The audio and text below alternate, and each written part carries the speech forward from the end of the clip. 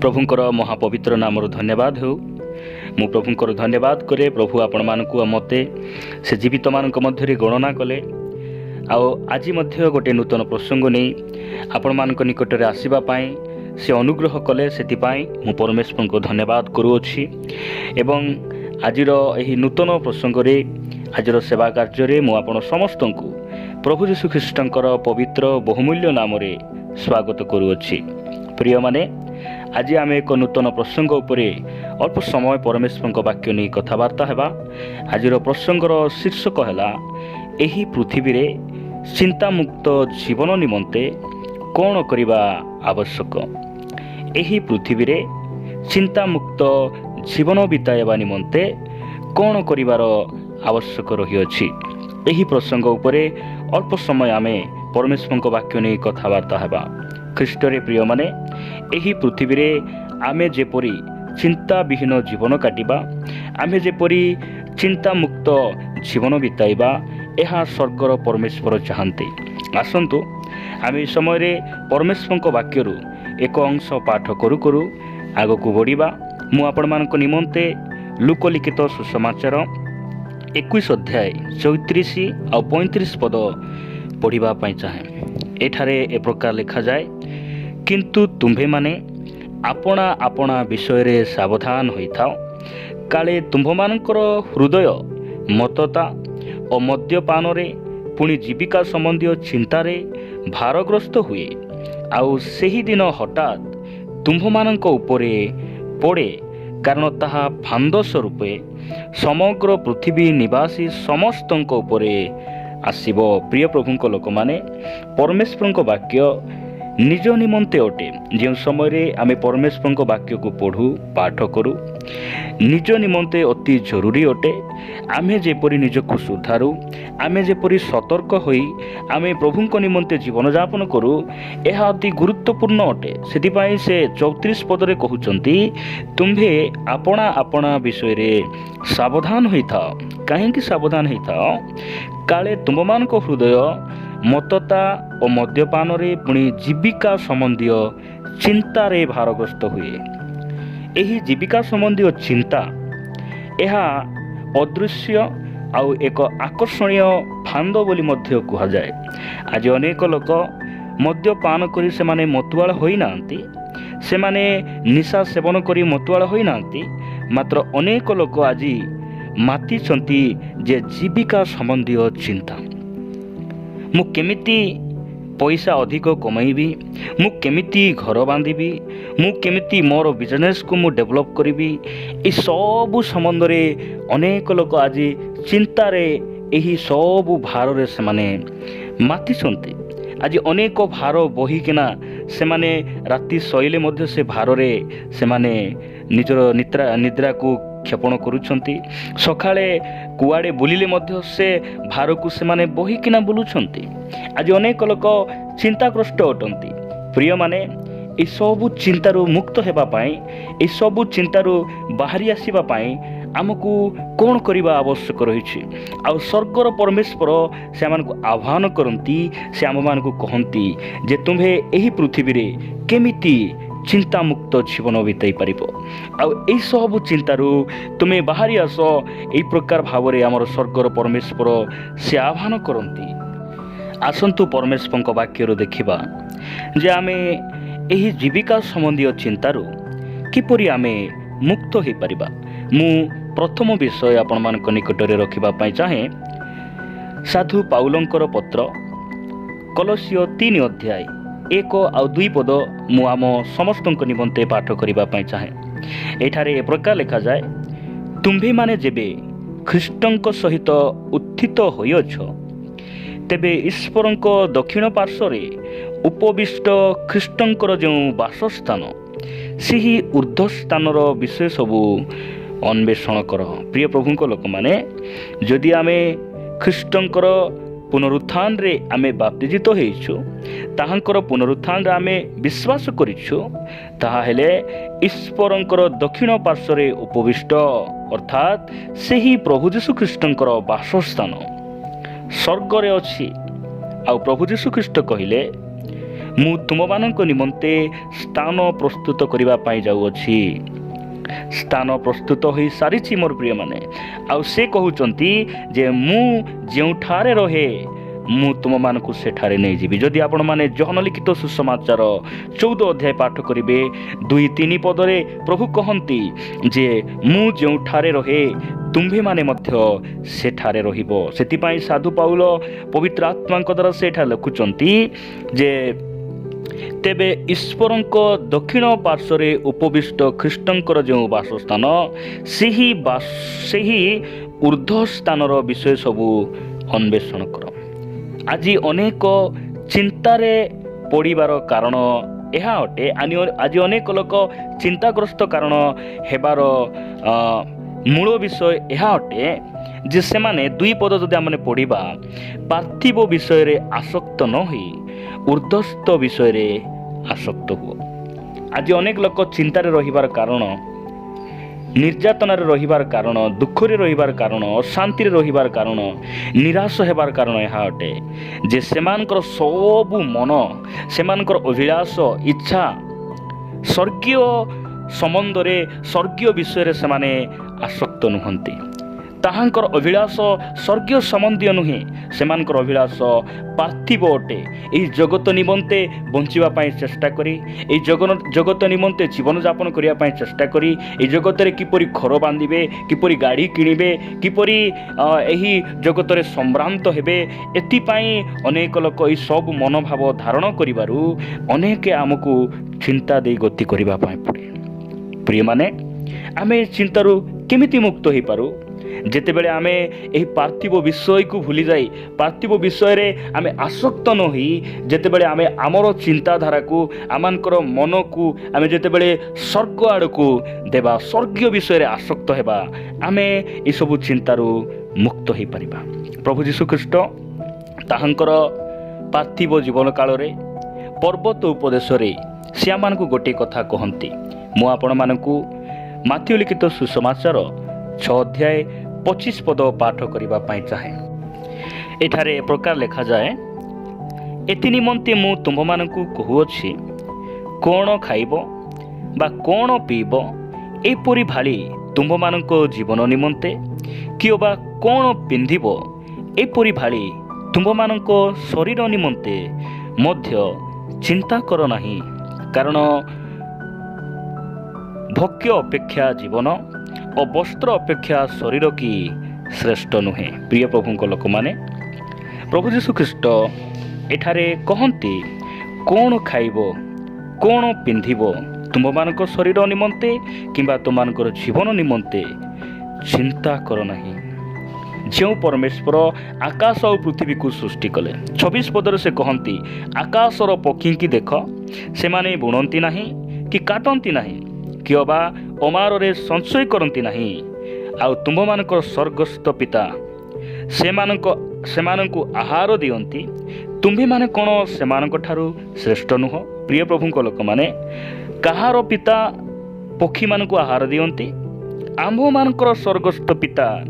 ଯଦି ଆପଣ ସେହି ସ୍ୱର୍ଗସ୍ଥ ପରମେଶ୍ୱରଙ୍କର ସନ୍ତାନ ଅଟନ୍ତି, ତାହେଲେ ନିଶ୍ଚିତ ଯେଉଁ ପରମେଶ୍ୱର ପକ୍ଷୀଙ୍କି ଖାଇବାଟା ଦେଉଛନ୍ତି, ଯେଉଁ ପରମେଶ୍ୱର ପଶୁଙ୍କୁ ଖାଇବାଟା ଦେଉଛନ୍ତି, ଆପଣମାନଙ୍କୁ ମଧ୍ୟ ସେ ଖାଇବା ପାଇଁ ଦେବେ। ଆଉ ସେ କହୁଛନ୍ତି, ତୁମ୍ଭମାନଙ୍କର ଭୋଜନ ନିମନ୍ତେ ଚିନ୍ତା କର ନାହିଁ। ଆଜି ଅନେକ ଲୋକ ଖାଇବା ପାଇଁ ବଞ୍ଚନ୍ତି, କିନ୍ତୁ ପ୍ରଭୁ ଚାହାନ୍ତି ଆମେ ଖାଇବା ପାଇଁ ବଞ୍ଚିବା ନାହିଁ, ବଞ୍ଚିବା ଖାଇବା ପାଇଁ। ଆମେ ଖାଇବା ପାଇଁ ବଞ୍ଚିବା ନାହିଁ, ବଞ୍ଚିଛୁ ବୋଲି ଆମେ ଖାଇବାର ଆବଶ୍ୟକ ରହିଛି। ମୋର ପ୍ରିୟମାନେ, ମୁଁ ପ୍ରଭୁଙ୍କୁ ଧନ୍ୟବାଦ ଦିଏ। ସେଥିପାଇଁ ଖାଦ୍ୟ ଜୀବନ ଠାରୁ ଶ୍ରେଷ୍ଠ ନୁହେଁ, ଶ୍ରେଷ୍ଠ ଜୀବନ ଅଟେ। ଖାଦ୍ୟ ଜୀବନ ଠାରୁ ଶ୍ରେଷ୍ଠ ନୁହେଁ, ଶ୍ରେଷ୍ଠ ଆମମାନଙ୍କର ଜୀବନ। ଆମେ ଖାଉଛୁ ବୋଲି ବଞ୍ଚିନୁ, ଆମେ ବଞ୍ଚିଛୁ ସେଥିପାଇଁ ଖାଉଛୁ। ଅନେକ ଲୋକ ପିନ୍ଧିବା ପାଇଁ, ଆମେ କେମିତି କ'ଣ ପିନ୍ଧିବା, କେଉଁ ଡ୍ରେସ୍ ପିନ୍ଧିବା, କେଉଁ ପୋଷାକ ପିନ୍ଧିବା ଚିନ୍ତାରେ ସେମାନଙ୍କର ନିର୍ଯାତନାରେ ସେମାନେ ପଡ଼ନ୍ତି। ମାନେ ସେମାନଙ୍କୁ ଯେ ପିନ୍ଧିବାଟା କିଛି ପୋଷାକ ନାହିଁ ବୋଲି ସେମାନେ ଚିନ୍ତିତ ତାହା ନୁହେଁ, କିନ୍ତୁ ଫ୍ୟାସନ୍କୁ ଦେଖି, ଷ୍ଟାଇଲ୍କୁ ଦେଖି ସେମାନେ ଚିନ୍ତିତ। ମୋତେ ତ ପିନ୍ଧିବାଟା ଅଛି, ମାତ୍ର ଏବେ ଯେ ଜଗତରେ ଯେଉଁ ପୋଷାକ ଚାଲିଛି, ଏବେ ବର୍ତ୍ତମାନ ଯେଉଁ ନୂଆରେ ଯେଉଁ ଷ୍ଟାଇଲିଶ ଡ୍ରେସ୍ ଆଲାଉନ୍ସ ହେଇଛି, ଆଉ ଏଇ ସବୁ ବିଷୟ ଫ୍ୟାସନ୍କୁ ଧରି ସେମାନେ ଚିନ୍ତିତ। ପ୍ରିୟ ପ୍ରଭୁଙ୍କ ଲୋକମାନେ, ଆମେ ଏଇସବୁ ବିଷୟ ଆମେ ପ୍ରଭୁଙ୍କୁ ସନ୍ତୁଷ୍ଟ କରିବା ପାଇଁ କି? ଏହା ଆମେ ପରମେଶ୍ୱରଙ୍କୁ ଆନନ୍ଦିତ କରିବା ପାଇଁ କି? ନାହିଁ, ତାହା ଅନେକଙ୍କୁ ଆକର୍ଷଣ କରିବା ପାଇଁ, ଅନ୍ୟମାନଙ୍କୁ ଟେମ୍ପଟେସନ୍ କରିବା ପାଇଁ ଏସବୁ ବିଷୟ ମନେ ରଖନ୍ତି। ଆଜି ଅନେକ ଲୋକ ଘରେ ଖାଇବାଟା ନାହିଁ ବୋଲି ଚିନ୍ତିତ ନାହିଁ, ସେମାନେ ଆମିଷ ପାଇଁ ଚିନ୍ତିତ। ଆମିଷ ନ ଖାଇଲେ, ବିରିୟାନୀ ନ ଖାଇଲେ ସେମାନଙ୍କର ପେଟ ପୁରିବ ନାହିଁ, ସେମାନଙ୍କୁ ପରିତୃପ୍ତ ଲାଗିବ ନାହିଁ। କିନ୍ତୁ ବାକ୍ୟ କ'ଣ କହେ? ଏବ୍ରୀ ପୁସ୍ତକ 13 ଅଧ୍ୟାୟ 5 ପଦରେ ଏ ପ୍ରକାର ଲେଖାଯାଏ, ଆଚାର ବ୍ୟବହାରରେ ଧନଲୋଭ ଶୂନ୍ୟ ହୁଅ, ତୁମ୍ଭମାନଙ୍କର ଯାହା କିଛି ଅଛି ସେଥିରେ ସନ୍ତୁଷ୍ଟ ଥାଅ, କାରଣ ସେ ନିଜେ କହିଅଛନ୍ତି, ଆମ୍ଭେ ତୁମକୁ କେବେ ହେଁ ଛାଡ଼ିବା ନାହିଁ, ଆମ୍ଭେ ତୁମକୁ କେବେ ହେଁ ପରିତ୍ୟାଗ କରିବା ନାହିଁ। ପ୍ରିୟ ପ୍ରଭୁଙ୍କ ଲୋକମାନେ, ପ୍ରଭୁଙ୍କର ବାକ୍ୟ କହେ, ଆମ୍ଭମାନଙ୍କୁ ଯାହା କିଛି ଅଛି ସେଥିରେ ଆମେ ଯେପରି ସନ୍ତୁଷ୍ଟ ହେବା। ଆମେ ଚିନ୍ତାରୁ କେମିତି ମୁକ୍ତ ହେବା? ପ୍ରଥମ ବିଷୟ ଆମେ ଦେଖୁଛୁ ଯେ ଯଦି ଆମେ ଏହି ପାର୍ଥିବ ଚିନ୍ତାକୁ ଛାଡ଼ି ଆମେ ଯଦି ସ୍ୱର୍ଗୀୟ ବିଷୟ ପ୍ରତି ଆମମାନଙ୍କର ମନକୁ ରଖିବା, ଆମେ ଏ ଜଗତରେ ଆଉ ଚିନ୍ତା କରିବା ଆବଶ୍ୟକ ନାହିଁ।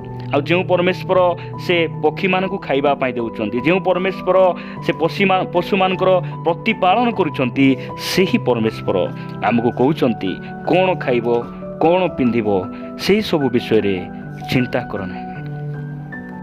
ଦ୍ୱିତୀୟ ବିଷୟଟି ମୁଁ ଆପଣମାନଙ୍କ ନିକଟରେ ରଖିବା ପାଇଁ ଚାହେଁ। ପ୍ରଥମ ପିତର 5 ଅଧ୍ୟାୟ 7 ପଦ, ଏଠାରେ ପ୍ରକାର ଲେଖାଯାଏ, ତୁମ୍ଭମାନଙ୍କ ସମସ୍ତ ଚିନ୍ତାର ଭାର ତାହାଙ୍କ ଉପରେ ପକାଅ, କାରଣ ସେ ତୁମ୍ଭମାନଙ୍କ ନିମନ୍ତେ ଚିନ୍ତା କରନ୍ତି। ପ୍ରିୟ ପ୍ରଭୁଙ୍କ ଲୋକମାନେ, ସ୍ୱର୍ଗର ପରମେଶ୍ୱର ପିତରଙ୍କ ଦେଇ, ତାହାଙ୍କର ପବିତ୍ର ଆତ୍ମାଙ୍କ ଦେଇ ସେମାନଙ୍କୁ କହନ୍ତି, ଆମେ ଯେପରି ଆମର ଚିନ୍ତାର ଭାରକୁ ତାହାଙ୍କୁ ଦେଉ, ଆଉ ସିଏ ଆମର ଚିନ୍ତାକୁ ଦୂର କରନ୍ତି। ଏହି ପୃଥିବୀରେ କେହି ବି ଆମର ମନର ଚିନ୍ତା, ଦୁଃଖ, ଯନ୍ତ୍ରଣାକୁ ଯଦି ବୁଝିବା ବ୍ୟକ୍ତି କିଏ ଅଛନ୍ତି, ସେ ହେଉଛନ୍ତି ପ୍ରଭୁ ଯୀଶୁଖ୍ରୀଷ୍ଟ। ଆପଣ ଏ ଚିନ୍ତାରୁ ମୁକ୍ତ କେମିତି ହେବେ? ପ୍ରିୟମାନେ, ଆଜି ଅନେକ ଚିନ୍ତା, କେବଳ ମୁଁ ଆଜି ସିନା ଖାଇଲି, କାଲି ପାଇଁ କ'ଣ କରିବି? ମୁଁ କହୁନାହିଁ ଆପଣମାନଙ୍କୁ ଏହି ପୃଥିବୀରେ ଘର ଦରକାର ନାହିଁ, ଗାଡ଼ି ଦରକାର ନାହିଁ, ସମ୍ପତ୍ତି ଦରକାର ନାହିଁ, ପଇସାର ଆବଶ୍ୟକ ନାହିଁ, ରହିଛି। ମାତ୍ର ଏସବୁରେ ଆମେ ଆସକ୍ତ ହେବାର ଉଚିତ ନୁହେଁ। ଆମର ଖୋଜିବାର ବିଷୟ ଘର ନୁହେଁ, ଗାଡ଼ି ନୁହେଁ, ସମ୍ପତ୍ତି ନୁହେଁ, ଆମମାନଙ୍କର ଜମି ନୁହେଁ। ଆମର ଖୋଜିବାର ବିଷୟ ପ୍ରଭୁ ଯୀଶୁଖ୍ରୀଷ୍ଟ ସେ କହନ୍ତି, ସେହି ମାଥିଉ ଲିଖିତ ସୁସମାଚାର 6:33 ସେ କହନ୍ତି, କ'ଣ ବୋଲି କହନ୍ତି? ମୁଁ ଆପଣମାନଙ୍କ ନିକଟରେ ସେହି ବାକ୍ୟ ପଢ଼ିବା ପାଇଁ ଚାହେଁ। ଏଟା ଲେଖାଯାଏ, କିନ୍ତୁ ତୁମ୍ଭେମାନେ ପ୍ରଥମରେ ତାହାଙ୍କ ରାଜ୍ୟ ଓ ଧାର୍ମିକତା ଅନ୍ୱେଷଣ କର, ଆଉ ଏହି ସମସ୍ତ ବିଷୟ ମଧ୍ୟ ତୁମ୍ଭମାନଙ୍କୁ ଦିଆଯିବ। ଜଣେ ଖ୍ରୀଷ୍ଟ ବିଶ୍ୱାସୀର ଅନ୍ୱେଷଣର ବିଷୟ, ଖୋଜିବାର ବିଷୟ, ବଞ୍ଚିବାର ବିଷୟ ଏହି ପୃଥିବୀର ଏହି କ୍ଷୟଣୀୟ ବସ୍ତୁ ବିଷୟରେ ନୁହେଁ, କ୍ଷୟଣୀୟ ବସ୍ତୁ ଉପରେ ନୁହେଁ। ପରମେଶ୍ୱରଙ୍କର ବାକ୍ୟ କହେ, ତାହାଙ୍କର ରାଜ୍ୟ ଆଉ ଧାର୍ମିକତାକୁ ଅନ୍ୱେଷଣ କର। ପ୍ରିୟମାନେ, ଆମେ ଜଗତରେ ବଞ୍ଚିଛୁ ସତ କଥା, କିନ୍ତୁ ଜଗତ ଆମମାନଙ୍କର ଚିରସ୍ଥାୟୀ ବାସସ୍ଥାନ ନୁହେଁ। ପ୍ରଭୁ ଆମମାନଙ୍କୁ କହିବା ପାଇଁ ଚାହାନ୍ତି ଯେ ତୁମେ ଏହି ପୃଥିବୀରେ ଚିନ୍ତାରେ ରୁହ ନାହିଁ, କାରଣ ଏହି ପୃଥିବୀ ତୁମର ଚିରକାଳର ବାସସ୍ଥାନ ନୁହେଁ। ଆଉ ସେ କହନ୍ତି, ତୁମମାନଙ୍କର ଚିନ୍ତାର ଭାର ମୋ ଉପରେ ପକାଅ, ମୁଁ ତୁମ ନିମନ୍ତେ ଚିନ୍ତା କରିବି। ଆମେ ବେଳେବେଳେ କହୁ, ମୁଁ କାହିଁକି ମୋର ଚିନ୍ତାକୁ କାହିଁକି ଆପଣଙ୍କୁ ଦେବି? ପ୍ରଭୁ ସେତେବେଳେ କହିବେ ଯେ ଠିକ୍ ଅଛି, ଯଦି ତୁମ ଚିନ୍ତାକୁ ମୋ ଉପରେ ପକାଉନାହଁ, ତୁମେ ମନର କଥାକୁ ଭାଙ୍ଗି ମୋତେ କହୁନାହଁ, ତାହେଲେ ସେହି ଭାରକୁ, ସେ ଚିନ୍ତାର ଭାରକୁ ତୁମେ ବହିକିନା ବୁଲୁଥାଅ। ପ୍ରିୟମାନେ, ଆମେ ଚିନ୍ତା କରି କରି ପ୍ରଭୁ ଯୀଶୁଖ୍ରୀଷ୍ଟ ପାର୍ବତ୍ୟ ଉପଦେଶରେ ଅନେକ କଥା ଆମମାନଙ୍କୁ କହିଲେ। ଆଉ ସେ ମାଥିଉ 6 ଅଧ୍ୟାୟ 28 ପଦରେ ସେ 27 ପଦରେ ସେ କହିଲେ, କ'ଣ ବୋଲି କହିଲେ? ମୁଁ ପଢ଼ିବା 27 ପଦରେ ସେ କହିଲେ, 6 ଅଧ୍ୟାୟ 27 ପଦ, ପୁଣି ତୁମ୍ଭମାନଙ୍କ ମଧ୍ୟରେ କିଏ ଚିନ୍ତା କରି କରି ଆପଣା ଆୟୁ ଦଣ୍ଡେ ବୃଦ୍ଧି କରିପାରେ? ଚିନ୍ତା କରି କରି ଆମେ କ'ଣ କରିପାରିବା? ସେଥିପାଇଁ ପ୍ରଭୁ କହନ୍ତି, ତୁମ୍ଭମାନଙ୍କର ଚିନ୍ତାର ଭାର ମୋ ଉପରେ ପକାଅ। ଯେତେବେଳେ ଆମର ଚିନ୍ତା, ଆମମାନଙ୍କର ନିର୍ଯାତନା, ଦୁଃଖ, ସମସ୍ୟା, ଅଭାବର ସବୁ ବିଷୟ ଯଦି ଆମେ ପରମେଶ୍ୱରଙ୍କୁ ଦେଇଦେଉ, ପ୍ରିୟମାନେ, ଆମେ ସେ ଚିନ୍ତାରୁ ମୁକ୍ତ ହୋଇପାରିବା। ଚିନ୍ତା ମଧ୍ୟରେ ଆମେ ଆନନ୍ଦ କରିପାରିବା, ଦୁଃଖ ମଧ୍ୟରେ ଆମେ ଆନନ୍ଦ କରିପାରିବା, ସମସ୍ୟା ମଧ୍ୟରେ, କ୍ଷତି ସମୟରେ ଆମେ ସେ କ୍ଷତିକୁ ସହ୍ୟ କରିପାରିବା। ପ୍ରିୟ ପ୍ରଭୁଙ୍କ ଲୋକମାନେ, ମୁଁ ଶେଷ ବିଷୟ ଆପଣମାନଙ୍କ ନିକଟରେ ରଖିବା ପାଇଁ ଚାହେଁ। ମାର୍କ ଲିଖିତ ସୁସମାଚାର 4 ଅଧ୍ୟାୟ 38 ପଦ ମୁଁ ଆପଣମାନଙ୍କ ନିମନ୍ତରେ ପଢ଼ିବା ପାଇଁ ଚାହେଁ। ଏଠାରେ ଏ ପ୍ରକାର ଲେଖାଯାଏ, ସେତେବେଳେ ସେ ନୌକାର ପଛମଙ୍ଗରେ ମୁଚୁଳାରେ ମୁଣ୍ଡ ଦେଇ ଶୋଇ ପଡ଼ିଥିଲେ। ଆଉ ସେମାନେ ତାହାଙ୍କୁ ଉଠାଇ କହିଲେ, ହେ ଗୁରୁ, ଆମେ ମଲୁ, ଆପଣଙ୍କର କ'ଣ ଚିନ୍ତା ନାହିଁ? ଏଠାରେ ଯେତେବେଳେ ପ୍ରଭୁ ଯୀଶୁଖ୍ରୀଷ୍ଟ ଦ୍ୱାଦଶଙ୍କୁ ସେ ସନ୍ଧ୍ୟା ସମୟରେ ଆହ୍ୱାନ କରି ଗାରାସିୟମାନଙ୍କର ଅଞ୍ଚଳରେ କଫରନାହୁମକୁ ସେ ଯିବା ପାଇଁ ଆହ୍ୱାନ କରୁଛନ୍ତି, ଡାକୁଛନ୍ତି। ସେମାନେ ନୌକାରେ ତାଙ୍କର ଶିଷ୍ୟମାନଙ୍କୁ ନେଇ ଯାଉଛନ୍ତି। ଆଉ ସମୁଦ୍ର ମଧ୍ୟରେ ଝଡ଼ ଆସୁଛି, ତୋଫାନ ଆସୁଛି। ସେହି ସମୟରେ ପ୍ରଭୁ ଯୀଶୁଖ୍ରୀଷ୍ଟ ନୌକାରେ ଶୋଇପଡ଼ିଛନ୍ତି। ଆଉ ତୋଫାନ ଯେତେବେଳେ ବଢ଼ିବାରେ ଲାଗିଲା, ଶିଷ୍ୟମାନେ ଯୀଶୁଙ୍କୁ ଉଠାଉଛନ୍ତି, ହେ ଗୁରୁ, ତୁମର କି ଚିନ୍ତା ନାହିଁ? ଆମେ ମଲୁ। କିନ୍ତୁ ପ୍ରଭୁ କ'ଣ କହିଥିବେ ସେ ସମୟରେ? ମୋର କିଛି ବି ଚିନ୍ତା ନାହିଁ। ମୁଁ ବିଶ୍ୱାସ କରେ ସେ କହିଥିବେ ଯେ ମୋର କିଛି ବି ଚିନ୍ତା ନାହିଁ। କାହିଁକି ଚିନ୍ତା ନାହିଁ? ନା ମୋର କଥା ସମୁଦ୍ର ବି ମାନେ, ତୋଫାନ ବି ମାନେ, ଝଡ଼ ବି ମାନେ। ସେଥିପାଇଁ ମୋର କୌଣସି ଚିନ୍ତା ନାହିଁ। ଶେଷରେ ମୁଁ ଆପଣମାନଙ୍କୁ କହିବା ପାଇଁ ଚାହେଁ, ଯେଉଁ ପରମେଶ୍ୱର ଝଡ଼ ସମୟରେ, ତୋଫାନ ସମୟରେ ଶୋଇପାରନ୍ତି, ବିଶ୍ରାମ ନେଇପାରନ୍ତି, ଚିନ୍ତାମୁକ୍ତ ଭାବରେ ସେ ରହିପାରନ୍ତି, ସେହି ବ୍ୟକ୍ତିଙ୍କୁ ଆମେ ଜାଣିବା ଆବଶ୍ୟକ ରହିଛି। ଆଉ ସେହି ବ୍ୟକ୍ତି ପ୍ରଭୁ ଯୀଶୁଖ୍ରୀଷ୍ଟ ଅଟନ୍ତି। ଆଉ ସେ ଆମମାନଙ୍କୁ କହୁଛନ୍ତି, ମୁଁ ଯେଉଁ ନୌକାରେ ଅଛି, ସେଇ ନୌକା କେବେ ମଧ୍ୟ ପାଣିରେ ବୁଡ଼ିବ ନାହିଁ। ଯଦି ଆପଣ ଖ୍ରୀଷ୍ଟଙ୍କ ସହିତ ଅଛନ୍ତି, ଆପଣ ଚିନ୍ତା କରିବା ଆବଶ୍ୟକ ନାହିଁ। ସେ ଚିନ୍ତାରୁ ସେ ମୁକ୍ତ କରିବେ। ଆଉ ପରବର୍ତ୍ତୀ ସମୟରେ ସେ ସେହି ଝଡ଼ ତୋଫାନକୁ ସେ ଶାନ୍ତ କରୁଛନ୍ତି। ଏ ସମୟରେ ଶିଷ୍ୟମାନେ କୁହାକୁହି ହେଉଛନ୍ତି, ଏତେବେ କିଏ? ପ୍ରିୟମାନେ, ଆଜି ଯୀଶୁଙ୍କ ବିଷୟରେ ଅନେକ ଜାଣନ୍ତି, ମାତ୍ର ଯୀଶୁଙ୍କୁ ଜାଣନ୍ତି ନାହିଁ। ଆମେ ଯୀଶୁଙ୍କ ବିଷୟରେ ଅନେକ କଥା ଜାଣିଲେ କିଛି ଲାଭ ହେବ ନାହିଁ। କିନ୍ତୁ ଆମେ ଯୀଶୁଙ୍କୁ ଜାଣିବା ଆବଶ୍ୟକ ରହିଛି। ସେ ଆମ୍ଭମାନଙ୍କୁ ଚିନ୍ତାରୁ ମୁକ୍ତ କରନ୍ତି, ଅଭାବର ଆମମାନଙ୍କର ପ୍ରତିକାର କରନ୍ତି। ସେ ଆମର କ୍ଷତି ସହ୍ୟ କରିବା ପାଇଁ ଶକ୍ତି ଦିଅନ୍ତି, ବଳ ଦିଅନ୍ତି। ପ୍ରିୟମାନେ, ସେଥିପାଇଁ ଯେଉଁ ବ୍ୟକ୍ତି ଝଡ଼ ସମୟରେ ଶୋଇବା ପାଇଁ ଜାଣନ୍ତି, ତୋଫାନ ସମୟରେ ଶୋଇବା ପାଇଁ ଜାଣନ୍ତି, ଆମେ ତାହାଙ୍କୁ ଜାଣିବା ଆବଶ୍ୟକ, ତାହାଙ୍କୁ ବିଶ୍ୱାସ କରିବା ଆବଶ୍ୟକ ରହିଛି। ଯେବେ ଆମେ ଏସବୁ ବିଷୟକୁ ଜାଣୁ, ପ୍ରଥମରେ ଆମେ ଦେଖିଲୁ ଯେ ଆମମାନଙ୍କର ପାର୍ଥିବ ବିଷୟରେ ଆସକ୍ତର ମନୋଭାବକୁ ଆମେ କାଢ଼ି ବାହାର କରିଦେଇ ଆମେ ସ୍ୱର୍ଗୀୟ ବିଷୟକୁ ଯଦି ଆମେ ମନ ମଧ୍ୟରେ ଧାରଣ କରିବା, ଆମେ ଗୋଟେ ଚିନ୍ତାମୁକ୍ତ ଜୀବନ ବିତାଇ ପାରିବା। ଦ୍ୱିତୀୟରେ, ଆମର ଚିନ୍ତାର ଭାରକୁ ଯେତେବେଳେ ପରମେଶ୍ୱରଙ୍କୁ ଦେବା, ଆଉ ଆମ ନିମନ୍ତେ ସେ ଯେତେବେଳେ ଚିନ୍ତା କରିବେ, ଆମର ମନର କଥାକୁ ତାଙ୍କୁ ଭାଙ୍ଗି କହିବା, ସେ ସମୟରେ ଆମେ ଚିନ୍ତାରୁ ମୁକ୍ତ ହୋଇପାରିବା। ତୃତୀୟ ବିଷୟ, ଏହି ପୃଥିବୀରେ ଯେ ଚିନ୍ତାମୁକ୍ତ ଜୀବନ କାଟିଥିଲେ, ସେ ଆମମାନଙ୍କର ଆଦର୍ଶ ପ୍ରଭୁ ଯୀଶୁଖ୍ରୀଷ୍ଟଙ୍କୁ ନିଜର ପରମେଶ୍ୱର ଭାବରେ ଗ୍ରହଣ କରି ତାଙ୍କ ଉପରେ ଆମର ଆଶା ଭରସାକୁ ରଖି ଯଦି ଆମେ ଜୀବନ ବିତାଇବା, ତାହେଲେ ଆମେ ଚିନ୍ତାବିହୀନ ଜୀବନ କାଟିପାରିବା। ପ୍ରଭୁ ଏହି ବାକ୍ୟ ଦେଇ ଆମ ସମସ୍ତଙ୍କୁ ପ୍ରଚୁର ଆଶୀର୍ବାଦ କରନ୍ତୁ। ଆମେନ୍।